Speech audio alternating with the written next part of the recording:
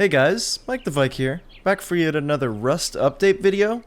The star of the show this week is the new Rust roadmap. This is something which is going to outline pretty much the entire future of the game, more or less. Apart from that, we got some progress on some nice optimizations, and the smallunments are making good progress. Now with that said, if you enjoy this series, please let me know by leaving a like on the video, helps quite a lot.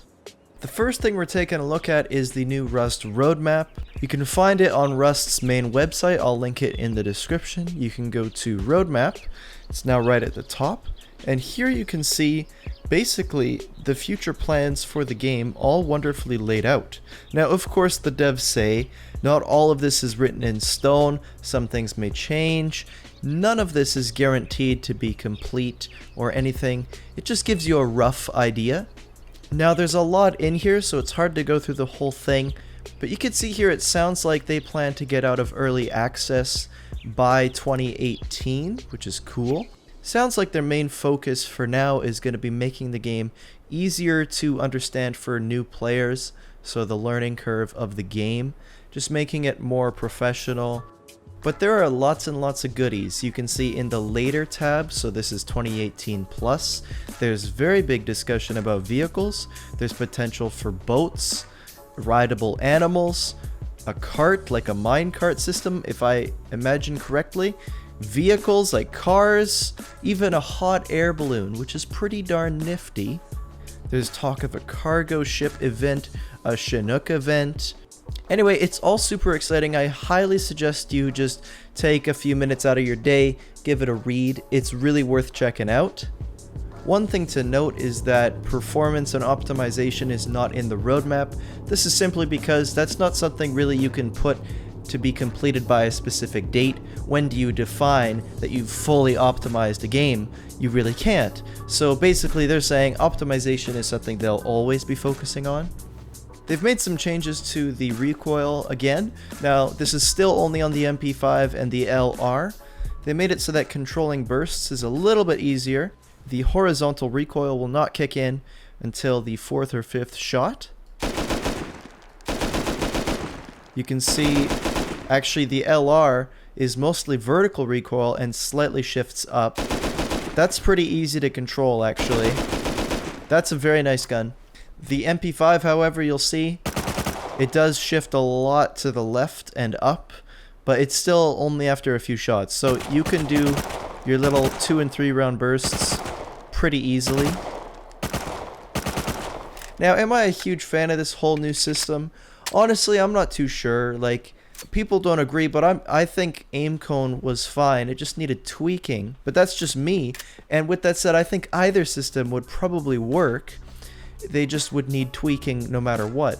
Anyway, at least the devs are thinking of alternatives, but it's kind of funny how long this has gone on.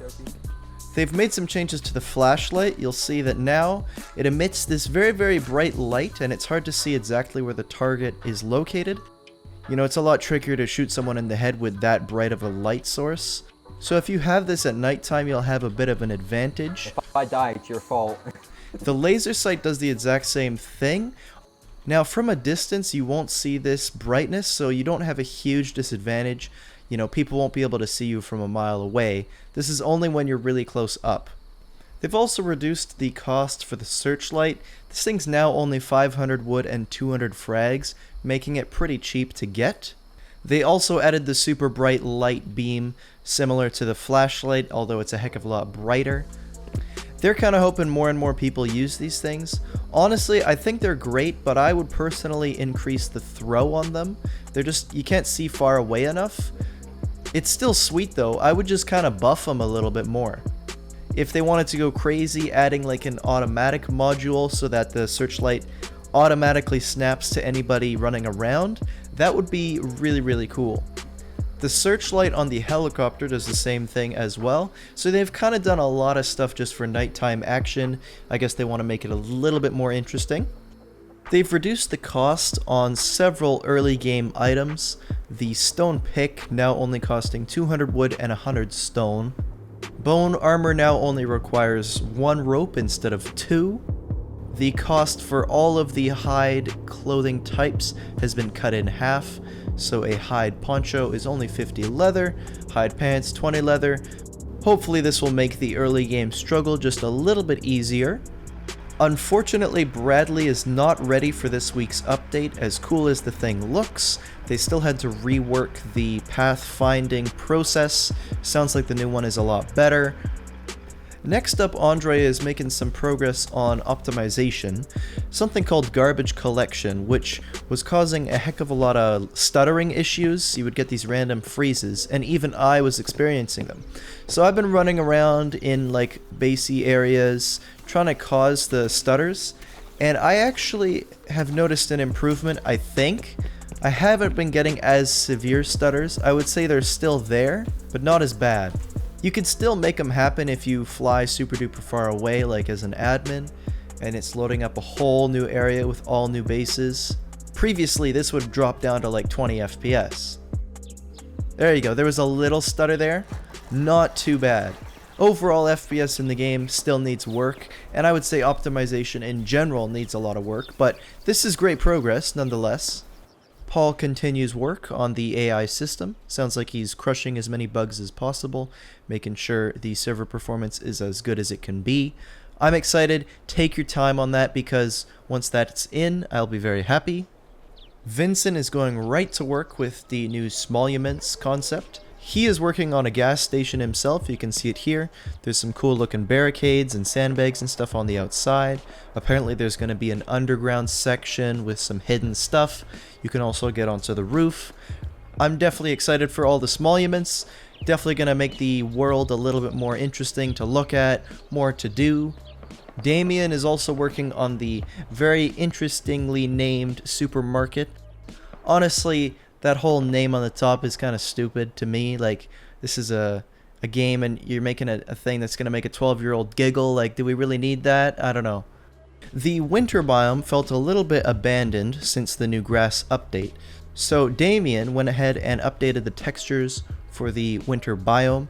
You can see the difference here. The textures just look a lot better overall, a little bit more cluttered, and nice work. Now Damien does plan to work on a more massive overhaul of the winter biome, but that will take a bit of time. The makeshift backpack has received some nice looking textures. I'm liking the color and the whole art style of the thing. Looks sweet. Nice to see how much time and effort they put in on something as simple as a backpack. Lastly, Alex is still going insane, making up those excellent tank sounds. We got no preview of them, but you can see some fancy looking audio stuff here. With that said, I think that's going to be everything for this week. Nothing too crazy in-game, but the roadmap is super exciting. Definitely go take a look at that. Anyways guys, that's going to be the end of the video. If you're new around here, don't forget to subscribe. Thanks for watching, and I'll see you in the next video.